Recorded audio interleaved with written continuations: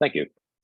Well, it's wonderful to see you all here in person. And as we begin the conference, it's worth observing that it's even more wonderful because we're no longer restricted by COVID. So you've chosen to come together to either share your experiences or to learn from those on the front line, to learn more about the crisis in the Ukraine and how the order is responding. The pressures of life continue, and the crisis now moves month by month into a sad stasis. And it's delightful to see that the global leadership of the order cares to continue to stay informed, cares to continue to support our friends, colleagues on the front line. We're so proud of those in the order who've been leading the response, and many members around the world who are opening up their homes to Ukrainian refugees, who are making small but important sacrifices. It's been one of the more inspiring collective responses of the order. And we're also grateful to many of you here today who have made their support known through generosity. Sometimes that is the only way that someone can help, but it's a really, really important way without which we could not continue to work on behalf of the order as these wonderful organizations do. So thank you for support of time, talent, and treasure, and whatever combination of those you've been able to bring. It's been a great pleasure to see the order working today.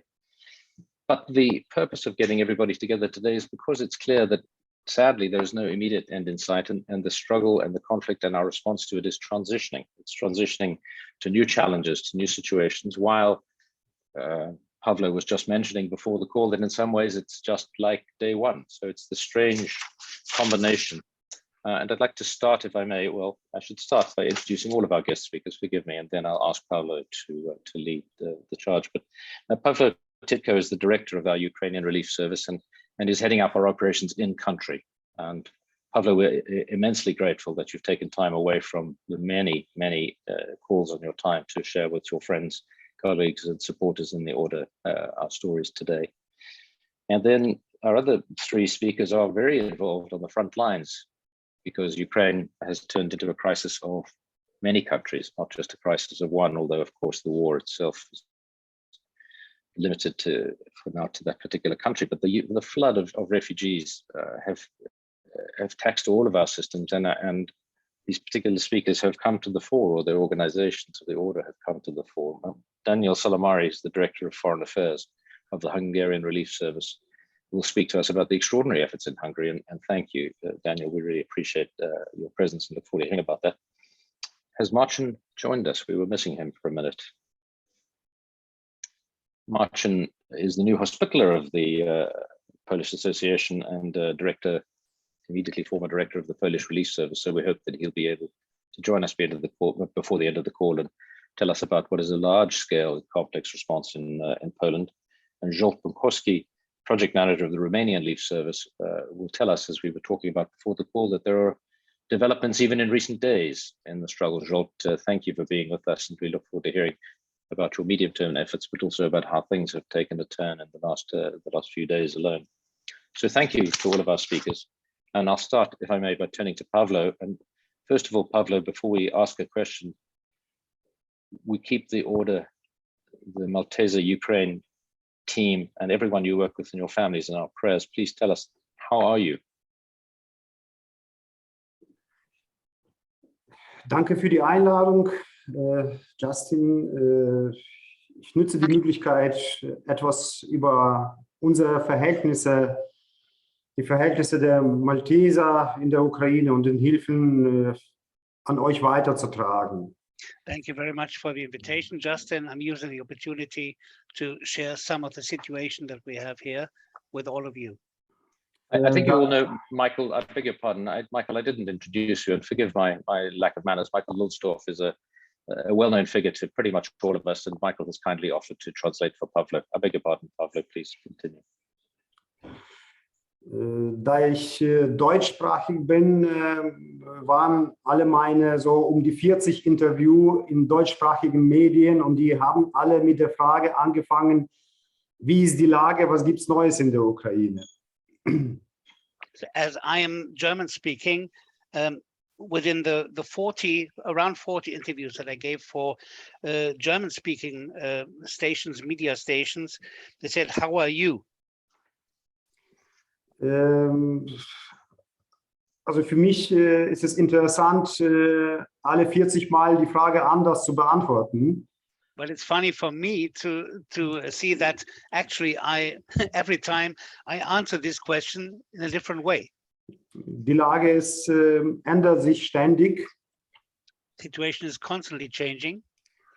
Und ich möchte nicht so viel über die Ereignisse in der Ukraine sprechen, die in Medien präsent sind, sondern mehr über die Atmosphäre, in welcher Malteser in der Ukraine arbeiten müssen. I do not want to spend too much of the time talking about the about the occurrences, about the things that are already well known by the media, but I would like to tell you about the situation in which the Oro Malta volunteers and staff are working in Ukraine. Aber wenn wir alleine über die letzten Tage sprechen, nachdem es G7-Treffen passiert ist, ja, oder stattgefunden ist und Frau von der Leyen erklärt hat, es sei die Frage, die alle Demokratien angehe. Am nächsten Tag sind wieder ukrainische Menschen gestorben.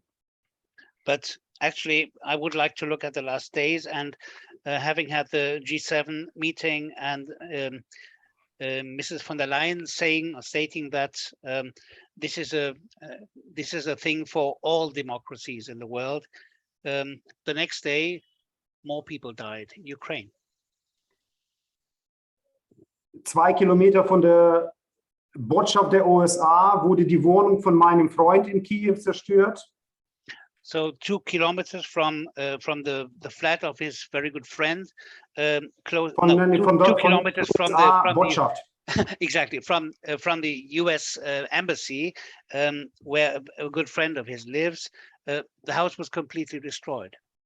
Unten in dem gleichen Haus war die zahnärztliche Klinik, die Bekannten von Kollegen von meiner Frau. Die Klinik ist auch zerstört. In the same place, there was the dental clinic of a friend and colleague of his that was also destroyed. Vor einer Woche haben wir Besuch von Kollegen von MI mit Clemens Mierbach bei uns gehabt. Da habe ich ihm gesagt, momentan haben wir pro Tag 2,4 Kinder tot in 100 Tagen. So one week ago, a delegation from Malteser International with the Secretary General Clemens Mierbach visited Ukraine, and he had to tell that there is an average of 2.4 children that is killed pro Tag. Every day. Heute ist es mehr als 3 Kinder pro Tag. Today it's even more than 3 children per day. Wir als Hilfsorganisation verstehen, dass der Krieg, das Elend, das Leid, was die Russen uns zufügen, dass wir mit dieser humanitären Hilfe nicht nachholen können, dass wir das nicht auffangen können.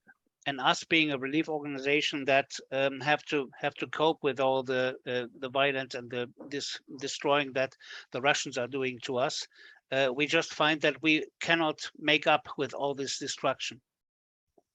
Und als Malteser, als Privatperson, als Malteser Helfer sind wir höchst unzufrieden, dass wir zu wenig Hilfe leisten.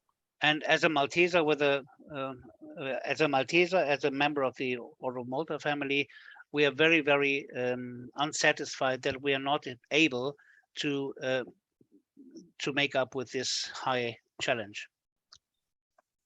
Andererseits sind wir froh, dass wir in einer Familie, in einem Netzwerk uns befinden und wo die spontanen Hilfen für die Ukraine schon eigentlich, würde ich sagen, fast ganz aufgehört haben, haben wir die Möglichkeit, in einer Organisation noch diese Hilfe zu leisten. on the other hand, we are really happy that being a part of this family, of this Order of Malta family, we're very happy that again and again, by spontaneous support coming from the Order, we are able to help in situations in which we wouldn't have thought it would be possible. Das ist jetzt so zu den Rahmenbedingungen. So this is about the frame conditions of our work. So thank you very much, Pavlo. We know that with the help of Malteser International, you've been scaling up the work to deal with some of these new crises brought about by the violence and destruction that you've described. But we also know that you were already, before the crisis, doing some very important work in service of the elderly, psychological work, children. Can you tell us about how those works are continuing or evolving as this crisis continues? Also ich möchte sagen, dass wenn man so diese Umfänge von der Hilfe einfach irgendwie beziffert,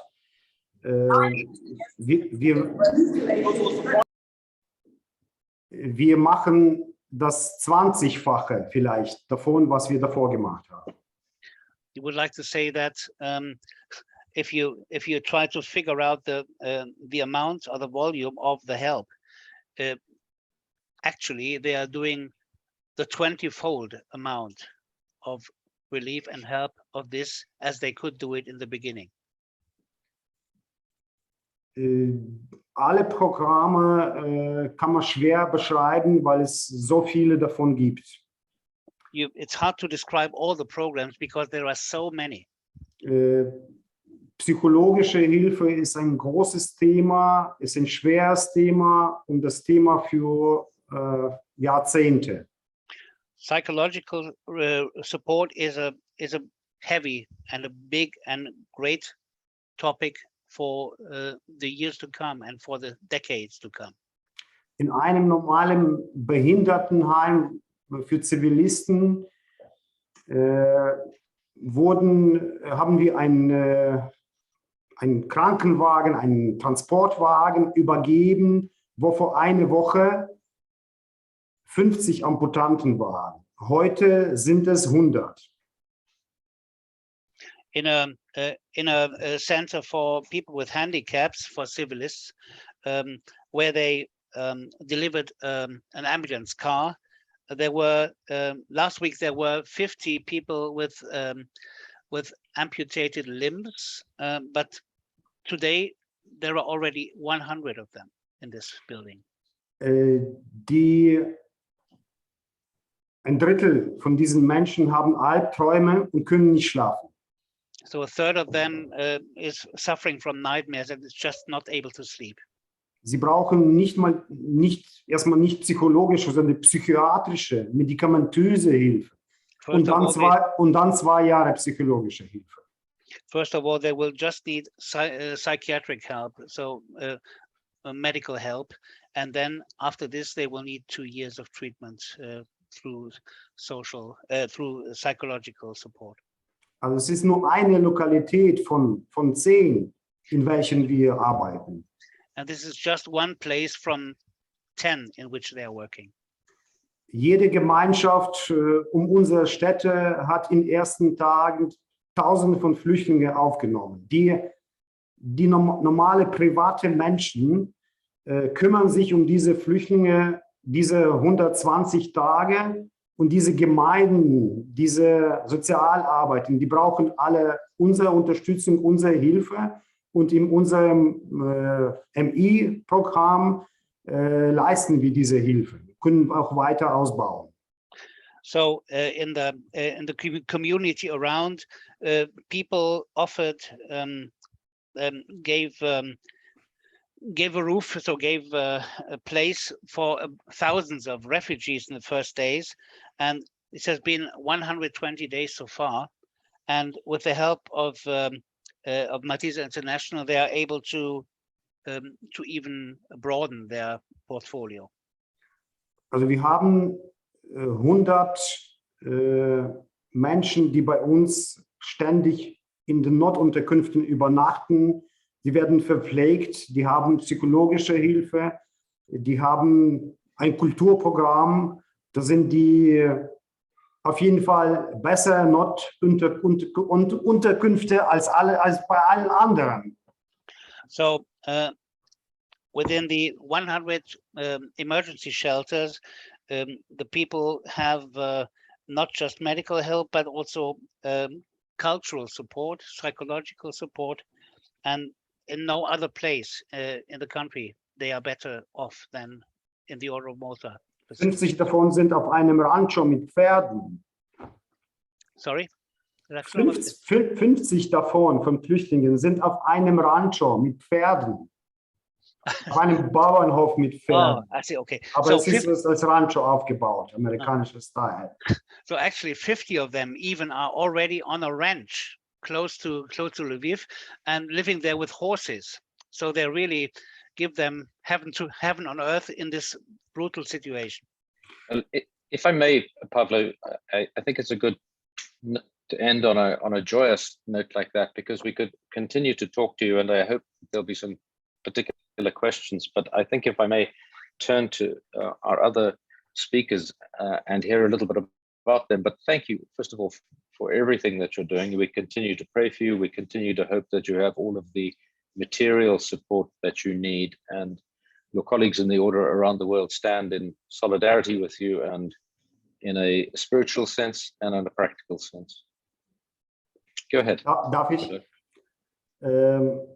Also ich möchte noch betonen, dass alle Projekte, die zu den friedlichen Zeiten gelaufen sind, noch am Laufen sind. He would like to stress at the end now that all the programs that they had before the war began are still continued. So it's not about replacing them with war things, but it's really about adding to it, and they don't abandon anyone. I'm sorry, I'm adding some words just to explain you, because I know the situation, and this is one of the things that really touches me most, because I have seen these people and they still care about them. That's wonderful. Yeah. Und weil wir diese kleine Projekte von vielen Spender, die von vielen Spender unterstützt und getragen wurden, von Malteser in Deutschland, von Forgotten People Fund, von unseren Partnern, weil wir die damals gehabt haben, zu friedlichen Zeiten. Nur deswegen können wir das jetzt ausbauen und diese 20-fache MI-Projekt fahren. And only because we had this support from MHD, from the Global Fund for Forgotten People and other donors, we are now able to increase this help and this support by 20. It's a wonderful way to end a very difficult conversation to hear in some parts, and you know that those people, the forgotten, are why we exist and what is most close to our hearts. So from the bottom of our hearts, thank you for that, and thank you for your general intervention, Pavlo. I'm sure we'll return, if we may, with questions. If I could turn to Hungary and Daniel. Daniel, the response in Hungary has been really significant, and it's been impressive to see numbers. 183 tons of aid delivered, over 52,000 refugees assisted, over 9,000 refugees in temporary accommodation. How has the Hungarian Relief Service moved so quickly to accommodate refugees at such a large scale? Well, first of all, thank you very much for having me. And just a technical question, if you can hear me well. Thank you. Thank you again for having me here, and greetings from Budapest. And also on behalf of that 1,500 members and volunteers from the side of the Hungarian Charity Service are directly involved in this enormous operation and action. Thank you for the question. Yes, indeed.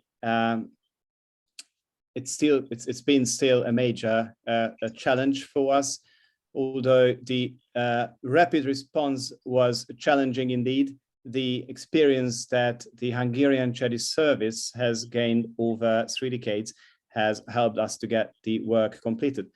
The charity service has currently nearly 5,000 employees and 6,000 volunteers, a number that has grown significantly since the outbreak of the war.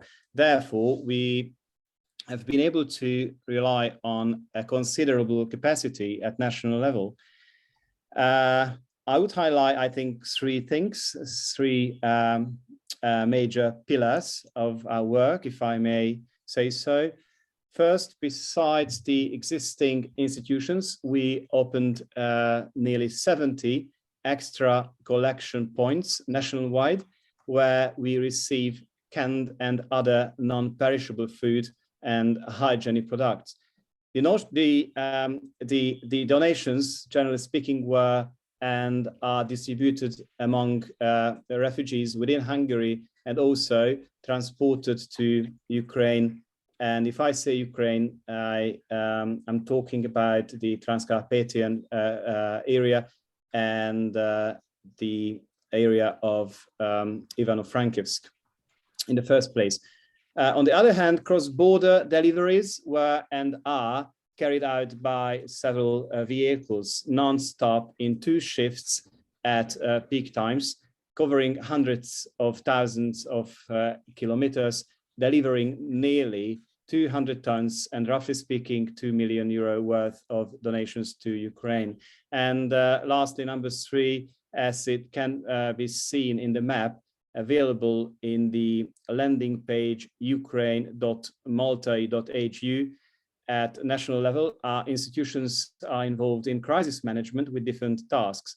We have hotspots in 5 different places, towns and cities, where we receive and assist families, generally speaking, according to their needs, providing temporary accommodation, organization, transportation, etc., etc.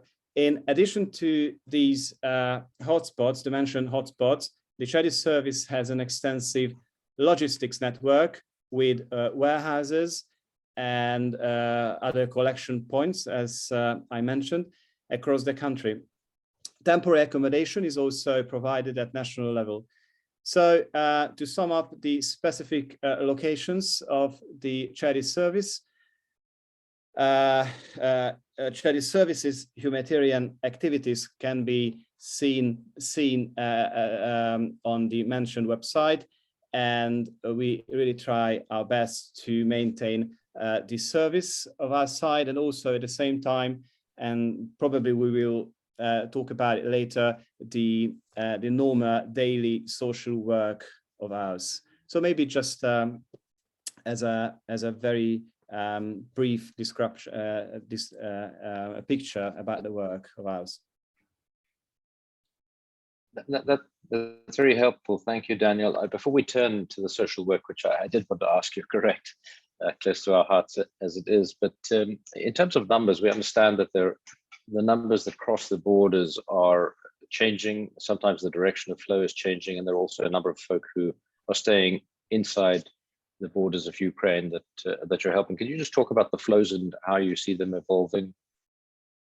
Yeah, as a significant number of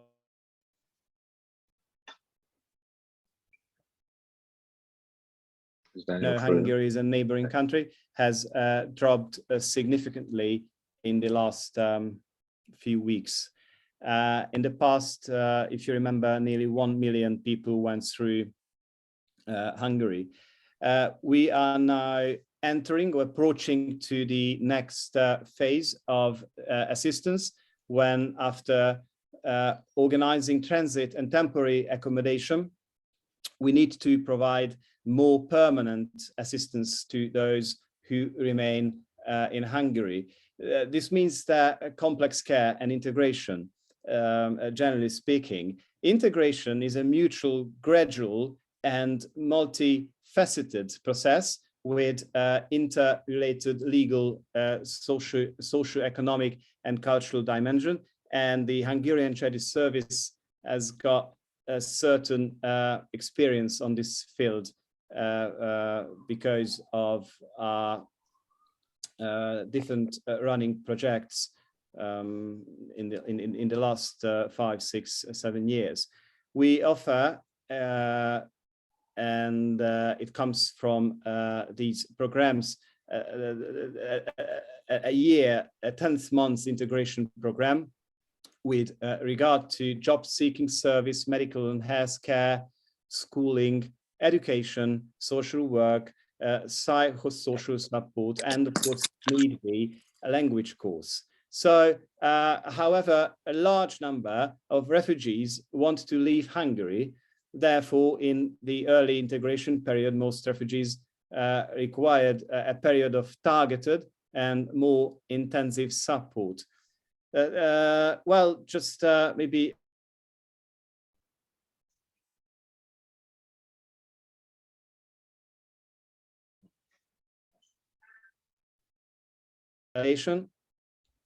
orientation. Certain people have no idea where they are, and it's quite surprising. It was surprising that, but especially along the border, refugees had no idea whether they are along the Hungarian border, the Polish border, or the Romanian border. So orientation and information is really paramount. So basic healthcare is of course the second thing if it comes to integration or a longer care, as well as income support until resettled refugees become self-reliant. That's very impressive again, and thank you for that explanation. And then the last question is exactly what you guessed. We're very concerned. There was an impressive array of services offered before the Ukrainian crisis demanded a change, a pivot, an expansion, a focus of resources. Can you tell us about those programs and how they've continued or adapted? Well, you see, this really is the most cardinal issue in crisis management, maintaining traditional or normal social service and meeting new increased needs at the same time and as fast as possible, especially if it comes a war. In response to the increased tasks, the work of ours, routine schedule of the staff had to be adapted in order to ensure the sufficient human resources were available. Because we had to respond immediately, fairly obviously, this affected both administrative and traditional social care colleagues, I mean colleagues from the traditional social care. If you remember, in Hungary, at the Order of Malta, we run nearly 400 elderly care centers and another 150 different social institutions. So this attitude, if I may so, shows that in the Order of Malta, there is no such thing as an administrative-only job, because all administrative staff can become direct social workers if the situation requires it. This gives, I think, the Order of Malta its Christian character, which distinguishes it from other international organizations. So it really is a fundamental aspect of our work, while we have to offer a complex, immediate, and significant service to the refugees from Ukraine. And also, at the same time, we have to maintain the daily social work of us from homeless children, elderly, and generally speaking, people who are in need. However, mind you, we have no endless capacities. So, yeah, if it made a sense that you see, in response to war crisis, we had to free up capacities in our institutions to provide adequate assistance to refugees, like now for Ukrainian refugees, in order to ensure that our care recipients in Hungary did not suffer any shortages as a result. This meant in the last few months extra work for our colleagues in many cases. In addition to that, well, if I may put so, sacrifice, we have also been able to heavily rely on help of Hungarian volunteers. And allow me here to underline the compassionate character or nature of Hungarians in general, in contrast to the political and media image certain people tend to paint about Hungary. In practice, it meant that, for example, in March or April, the Hungarian Order of Malta staff and volunteers worked nearly 1,000 hours during helping the refugees just in 1 month, I mean, averagely speaking, which meant nearly 4,000 shifts at the relief hotspots or relief points.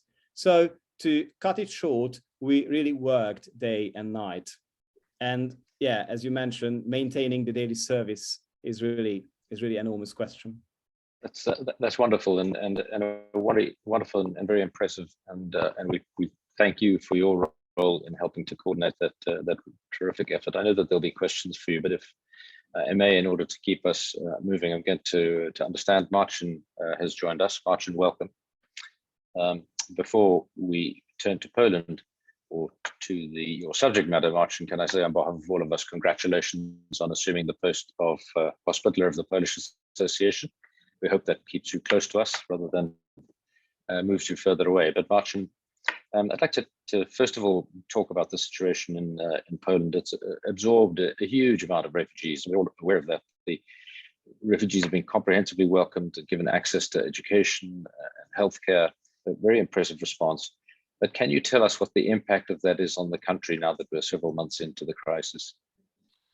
It's a huge impact. You know, after a few months, we've got a lot of new problems. And, you know, this is the big movement. In this moment, the 4 million people crossed the border. And that's sure we've got 2 million of refugees in Poland staying, mostly women with the children and elderly people. And of course, they are looking for accommodation. They've got accommodation, no refugee camps at all until this moment. And we've got new problems. For instance, only in my hometown, in Katowice, we've got 1,627 children in kindergartens and in schools. And it's a huge problem for citizens, of course, and because we are deploying the meals for them, help for them, for families. And, you know, now we can observe some problems with the Polish society, that everybody are tired a little bit. You know, this is just like with your family. If they are coming for Christmas, they are very welcome. And if they are staying with you for 1 day, it's wonderful. For 2 days, it's nice. 3 days, it's quite nice. For longer time, you are tired. But of course, we are very open. Then this is we are switching the mode from the sprint to marathon mode. And this is the most important. And for instance, such great help like the Global Fund for Forgotten People funds, the Maltese International French Association. We've got very nice support from Hungarian Association, from organization, etc., etc. Sorry if I didn't told about everybody. You are all excellent. The most important is that we don't feel that we are alone with this problem. And of course, the most important for us that our friends, our families, Maltese families from Ukraine, they not stayed alone during the war times. Of course, the worst situation is on Ukraine. Then now we are providing with the cooperation with Maltese International, with Ivano-Frankivsk teams in Lviv, with Pavlo, etc., with all volunteers, the real support, well organized, with a big hub in Chorzów near my hometown. And this is thanks to cooperation. We can transport, I think in this moment, I have no exact data, but it's more than 1,000 euro pallets of help. And it comes straight on to the Ukraine, straight on to the places which are indicated by the Pavlo and the teams.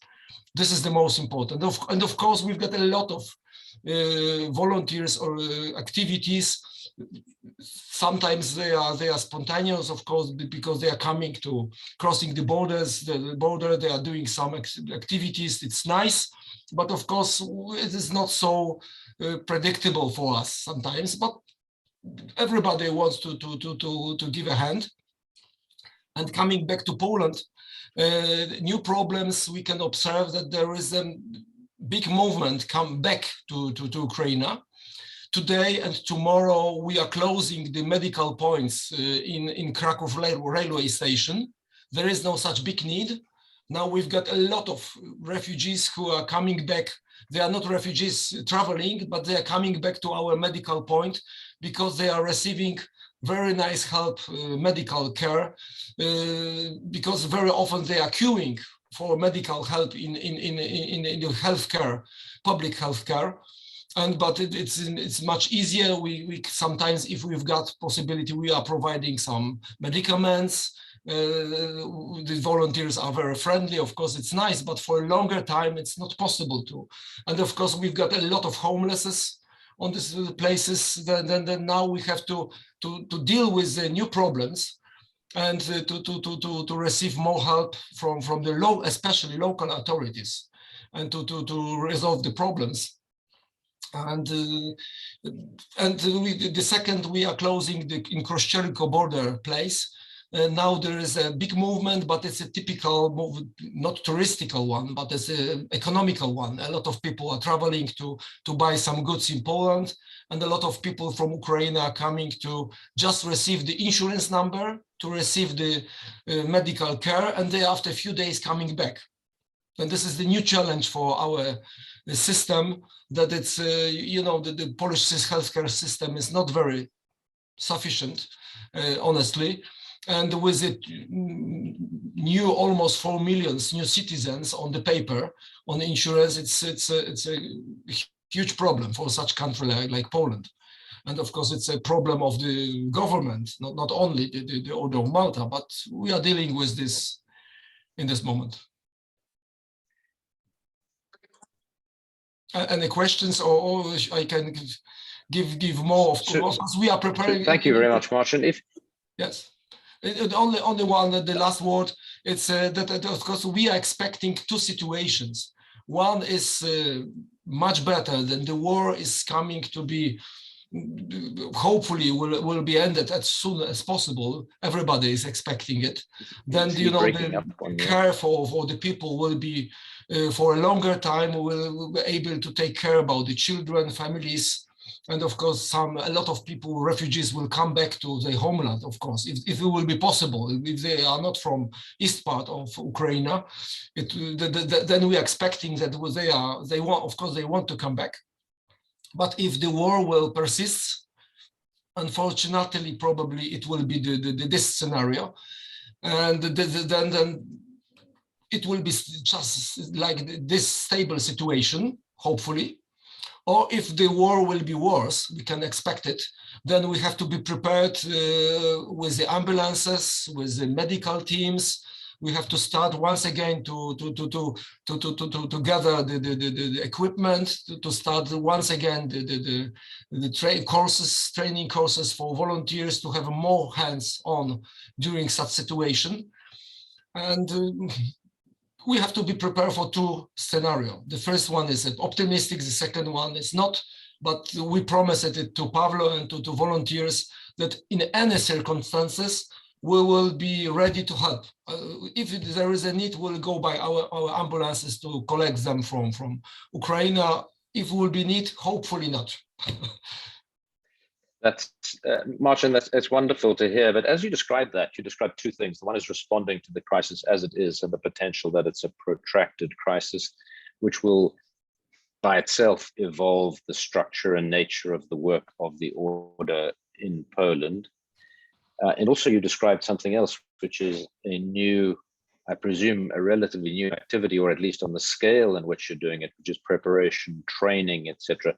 If you look at the activities of the order as they evolve over the next 6 to 12 months, where do you see the biggest changes from what you would have seen had you looked at the association and your activities in Poland before the Ukrainian crisis started? Yes, of course, we changed a lot. You know, for instance, of course, we are taking care about the homelessness, about handicapped people. We are doing our job, just like before the war. But you know, our structures were not prepared for such huge problem. You know, we organized the Young's Days few years ago. We are gathered in a really wonderful network, Order of Maltese OMRO CEE, which is led by Michel Lusdorf, the godfather of this organization. Thank you for this once again. And you know, it was crucial moment just before the war, when our colleagues, friends, families from Ukraine, Maltese families, told that they are afraid what will be happened when the war will start. Nobody wants to realize, to have in mind that it will be happened. But thanks to this network, we have some meetings before, having the you know, just having information that if something will happen, we are preparing something. They will not stay alone. And like in this moment, that if you are managing the risk, this is so important in every part of our life.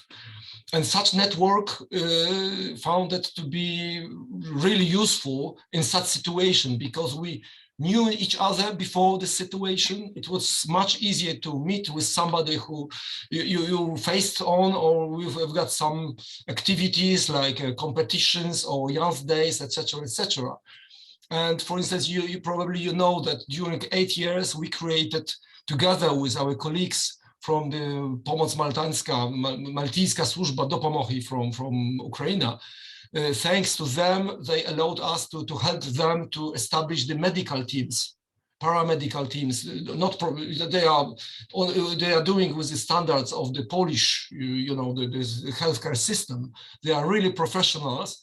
And during this war times, I was so proud that the volunteers from Ukraine, for instance, in Mariupol, they did tremendous job, like Katarina, etc., etc. Of course, the young boys, they joined the army. Some of them, they died, they were killed. It's a real pain for me, for us. But you know, for ladies, it was a time for saving lives.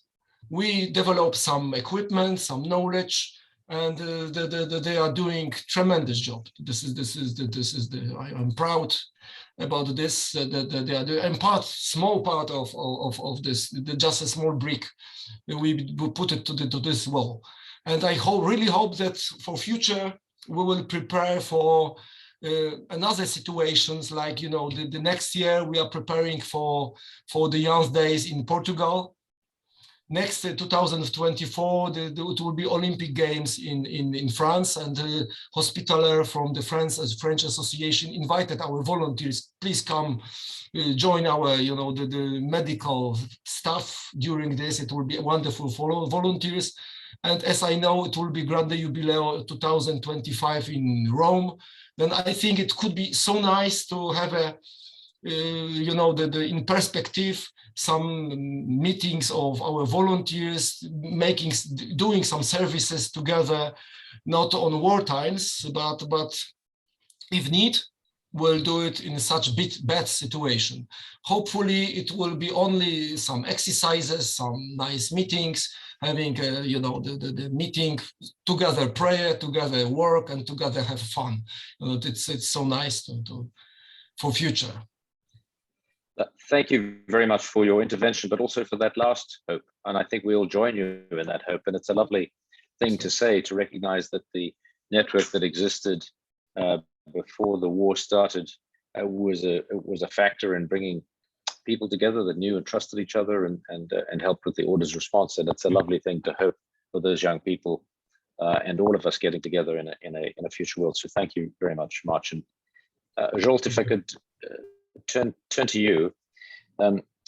Romania saw a great influx of refugees, and then recently you talked about that slowing down, and now I understand in the last few days even, that might be changing again. So could I start by just asking you to give us a quick update on what is the situation as we sit here on this call together? Yes, thank you, Justin.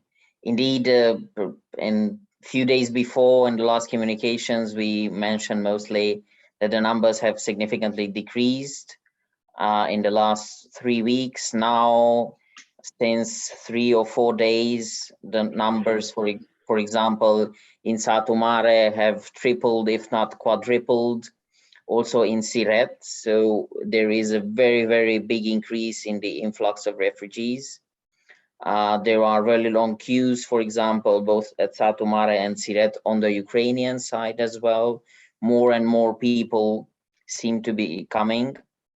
Also, what my colleagues mentioned, that it is sort of linked to the evolution, naturally to the evolution of the war. So when there are more heavier bombings, then we know that the next afternoon we will see more people coming in Siret. For example, mostly it is true for Siret, but in the other border crossings as well. So day by day, the number is increasing. The official information, for example, for the Siret border crossing is that compared to last week, now these recent days per day, the number has increased with more than 1,000 people. Also in Satu Mare, there were very few refugees arriving, sometimes a few buses. Now they are coming on foot with buses, by cars. So there is probably most significant, the increase of the refugees incoming.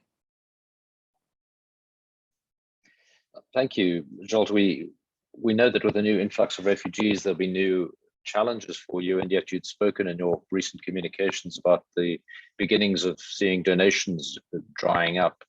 Has that created a problem for you? Or do you think that will reverse again now that the numbers are climbing, that you'll get people's attention more to this crisis or the growing nature of the crisis?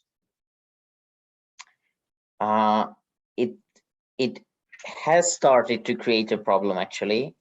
And that is why we communicated it about it already, so as not to get into another crisis situation regarding this. What we are seeing that there are more and more people remaining in Romania, and also there is a phenomenon that there was a very huge solidarity from the people, from the citizens. Meaning that they received without problems whole Ukrainian families into their homes. Certain institutions and facilities received people in their homes.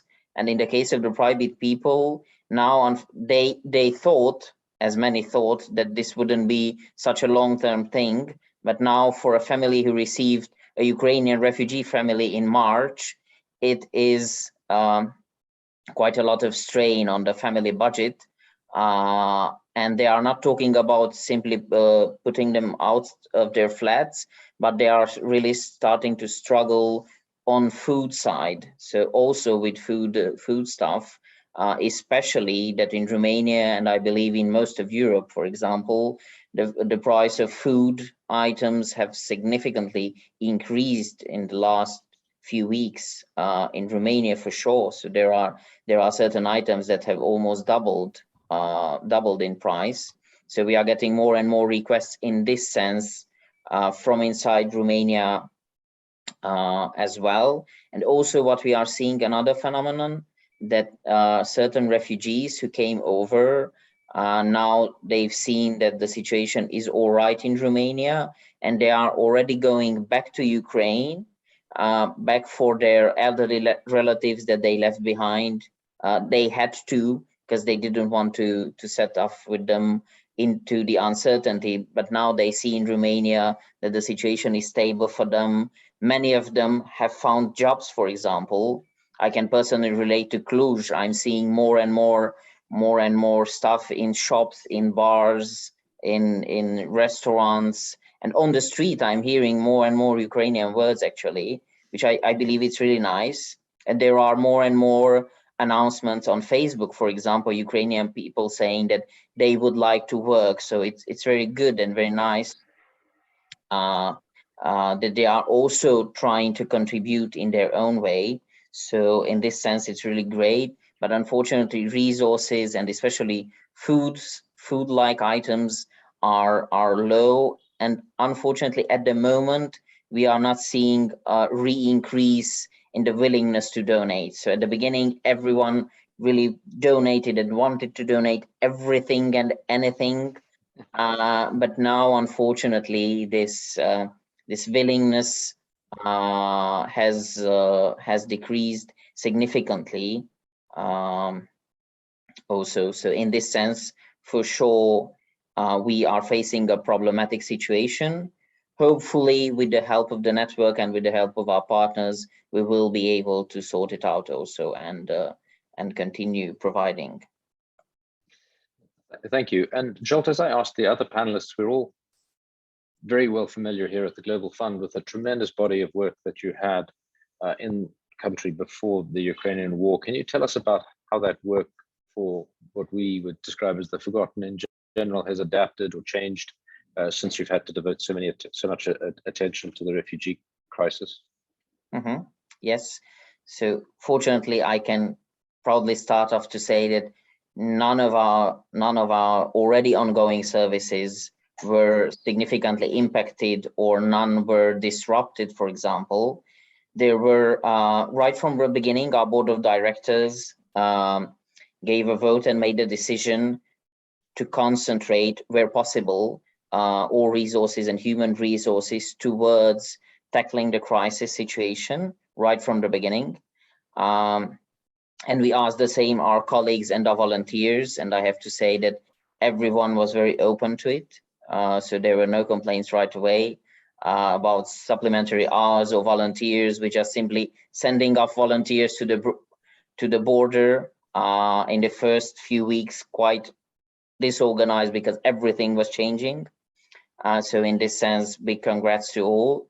And our colleagues colleagues and volunteers put in an effort not to have to close down any services or hold services.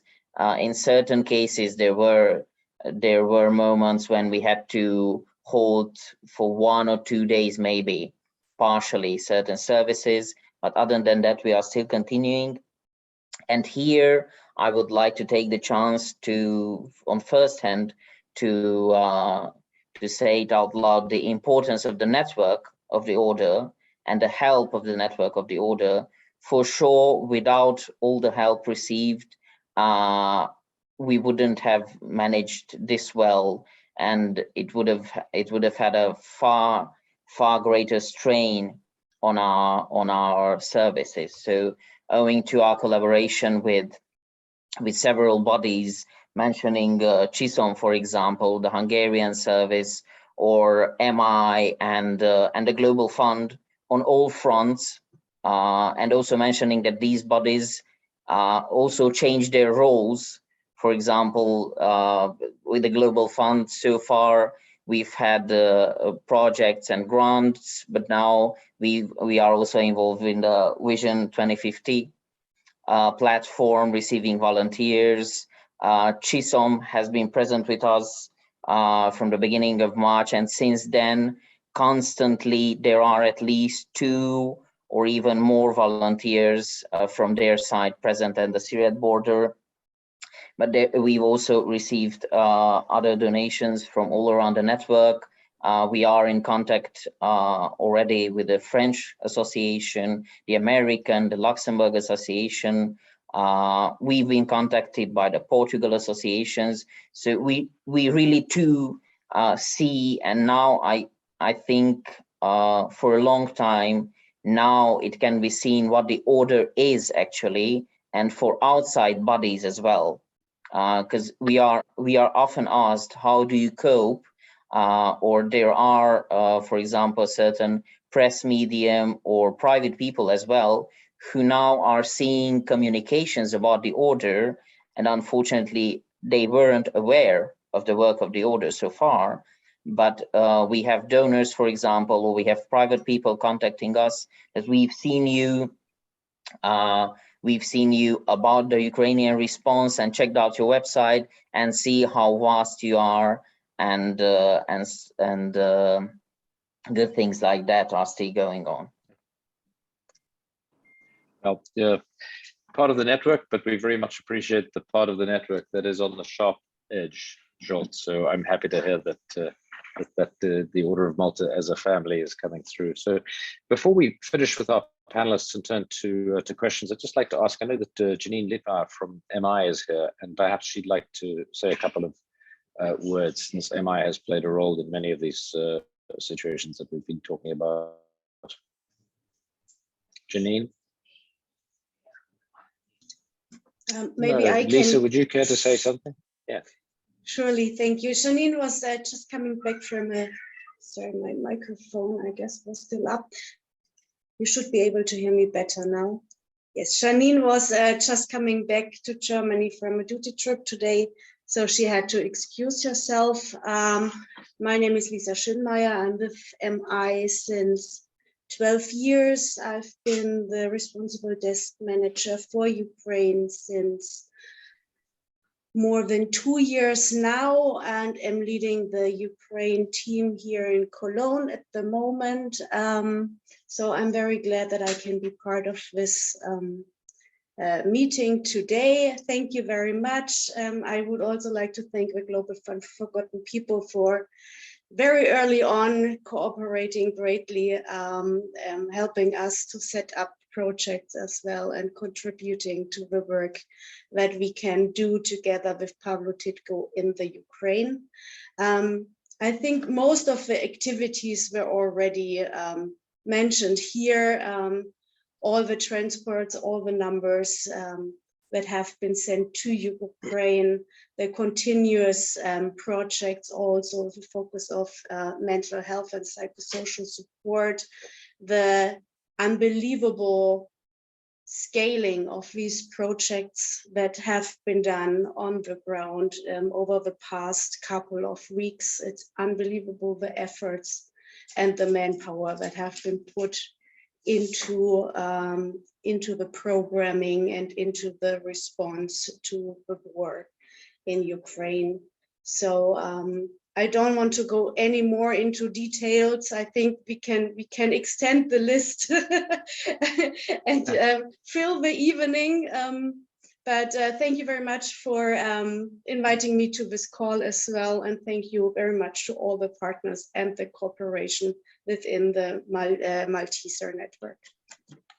I think everybody who's involved in Ukraine is going to be seeing a lot more of your face, Lisa. So I'm not worried about bringing yours to an end. I just want to recognize before we end the process that there are at least 3 more ambassadors that have joined us. And when everybody was talking about the Order of Malta Network, that's an important component. So Their Excellencies Frans Salm, Niels Rein, and Michelle Bow are all here. And I know each in their own ways are doing a lot, everything they can to bring the diplomatic networks and skills and contacts to bear on the situation.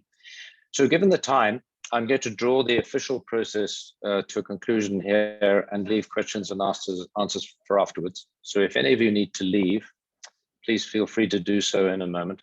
First of all, I'd like to thank our panelists. We really appreciate the time. We understand the pressures that life and the current situation are putting on you, and we're deeply, deeply grateful that you stepped away from that important work to share with your friends, colleagues, a report from the front lines, as it were, about this crisis, what's going on now, and how it's evolving. We, as your Order of Malta family, in our own ways, will continue to support you in every way that we can. We're delighted as the Global Fund for Forgotten People to hear over and over again that the forgotten are not forgotten, and that your work for them that existed before the war continues. That's the heart of why we're here in your family. And I'm just going to conclude by recognizing that the Grand Chancellor has joined us, and perhaps he could say a word and bring the formal proceedings to a close, after which we'll have some time for those of you who can stay for questions and answers. Your Excellency, Sir Albrecht. Thank you, Justin. All I can say is to express the gratefulness of all my colleagues here in the Grand Majesty, to all of you for the incredible work you do. I think it's unfortunate that it needs events like the war in Ukraine to show to ourselves and to the outside world what a family we are. And my special thanks go to Malteser Ukraine and Mr. Titko and his colleagues for the courage, endurance, and persistence they have shown to help their people in Ukraine and assure them that we are feeling beside them and they are daily in our prayers. Thank you. Thank you very much. And so with that, God bless you all. God bless the Ukraine. God bless the Order of Malta, and we'll bring the process to an end. Thank you for joining us. If any of you can stay on and have questions, and our panelists have the time, let's move to an informal question and answer session for a few minutes. May I start with questions? I have a I recognize that face and that voice. Lisa, please go ahead.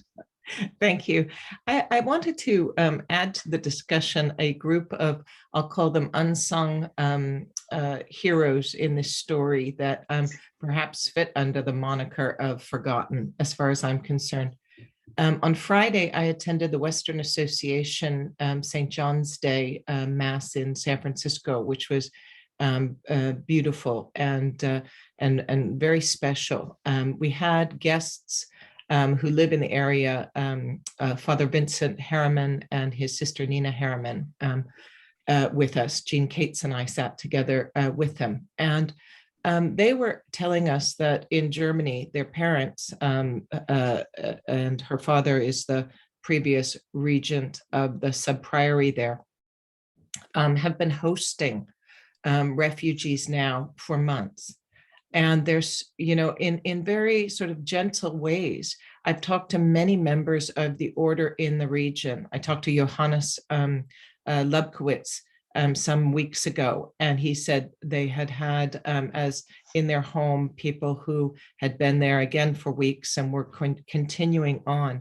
And I think it's extraordinary. And I think we don't understand how many of our confrères and volunteers of the order have opened their homes to these people in need, complete strangers. And for me, it's an incredible. It's incredible. I have difficulty when someone stays with me for 3 days. I want to see them, but I simply can't imagine having that circumstance and being so generous. And it's something that I think we have to note as members of the order. This is being done in our name all over the world, and it's remarkable and certainly uncounted, and none of the people involved would expect to be recognized in any way. But I think it's extraordinary and worth noting in this. And thank you to all the speakers. I'm so inspired by what you do, and it gives us all so much energy in our own commitment to our order, to be with you in spirit and hopefully supporting you in material ways now and in our prayers. Thank you. Thank you, Lisa. Edmund, I noticed you have your hand up, but before I turn to you, could I just say I've noticed that our ambassador to the Ukraine has joined us, Ambassador Poliezia de Cotrone. Welcome, Your Excellency. Would you care to make any remarks to us? We're delighted to have you on the call, and we understand that the Ukrainian embassy has been of great help in this crisis. Perhaps not. So let's move to questions, Ambassador. Thank you. And Edmund, may I just introduce you again, because some of the late joiners may not recognize the introduction that I made at the beginning. Edmund Adamus is a new addition to the order, a new face from next month, actually. Who will be our head of formation, our global head of formation based in Rome. So everybody will be seeing them with respect to the improvement of their spiritual lives, and we can all do a bit of that. But in the meantime, Edmund, it's great to have you with us, and please go ahead with your question. Thank you, Julian, very much. I'd just like to reiterate Lisa's expression of appreciation for the speakers. It's been extremely informative, but also very humbling to hear that experience from the front line, as it were, particularly from the Ukraine.